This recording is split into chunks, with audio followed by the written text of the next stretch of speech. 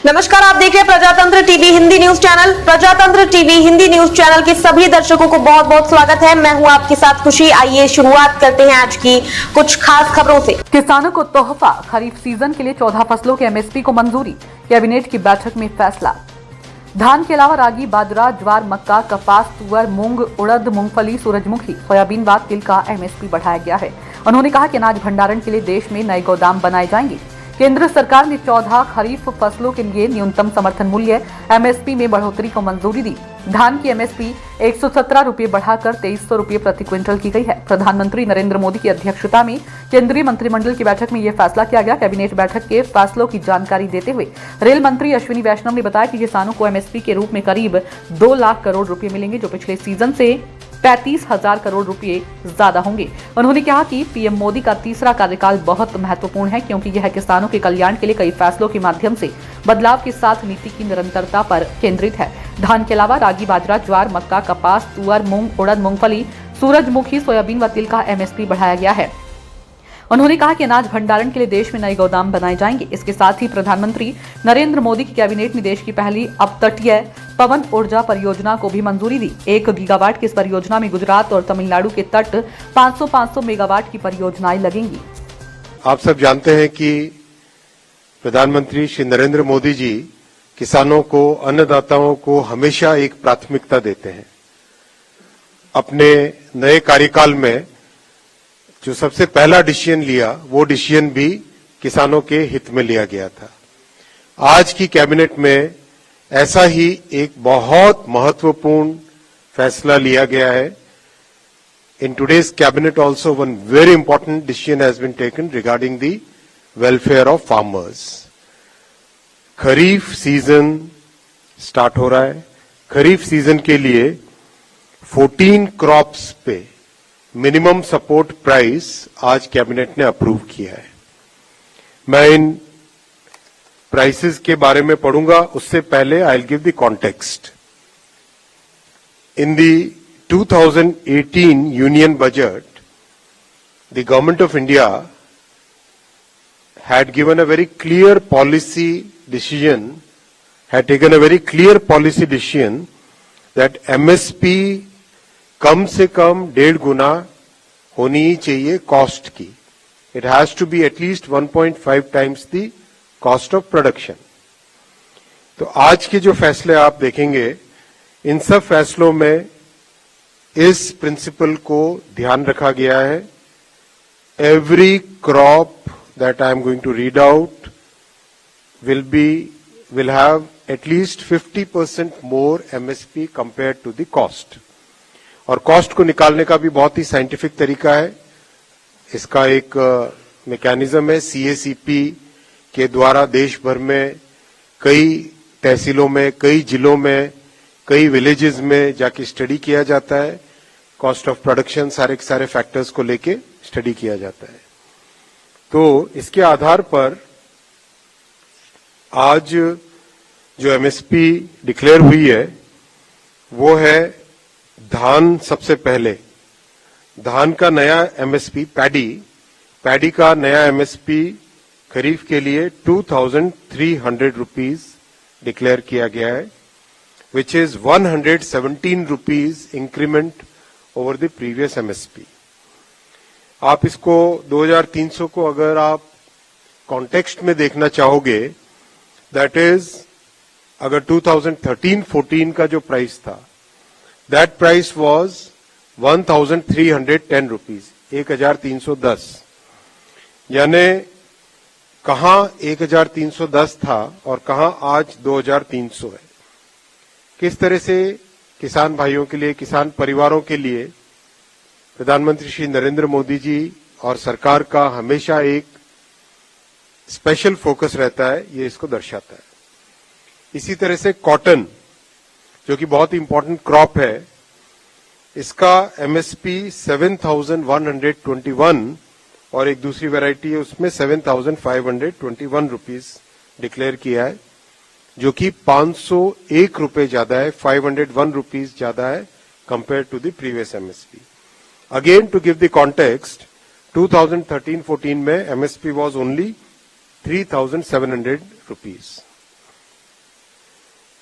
जो मिलेट्स हैं, आप सब जानते हैं कि मोदी जी ने मिलेट्स के प्रोडक्शन, मिलेट्स की प्रोसेसिंग और दुनिया भर में मिलेट्स के जो पॉजिटिव बेनिफिट्स है उसको एक अलग ही तरीके से प्रोत्साहन दिया है, अलग ही तरीके से एनकरेज किया है।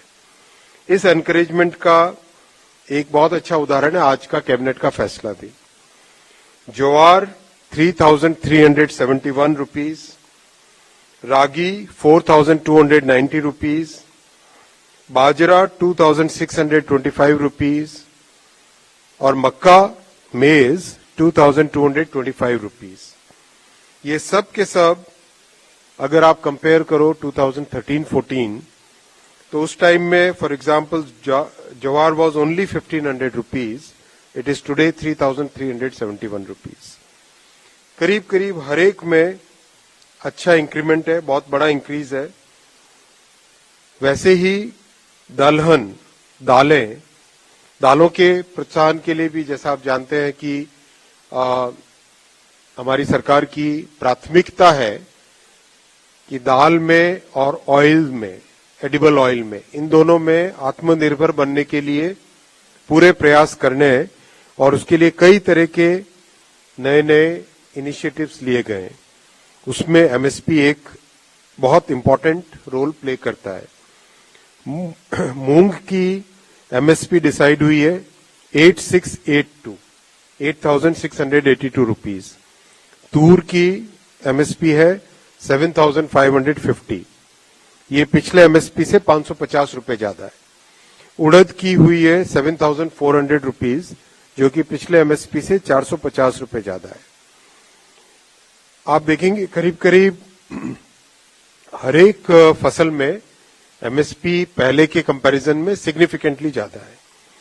इसी तरह से ऑयल सीड्स में सबसे पहले सिसमम यानी तिल 9,267 रुपीज, ये पिछले एमएसपी से 632 रुपए ज्यादा है, 632 रुपीज ज्यादा है। ग्राउंडनट मूंगफली का तेल 6,783, 6,783। राम तिल एक छोटी कमोडिटी है लेकिन बहुत इंपॉर्टेंट कमोडिटी है। बहुत सारे ट्राइबल एरियाज में इसका अच्छी ग्रोथ होती है। नाइजर सीड कहते हैं इंग्लिश में, हिंदी में राम तिल 8,717, ये भी 983 रुपीज इंक्रीज किया गया है। Sunflower 7,280, soybean 4,892 rupees.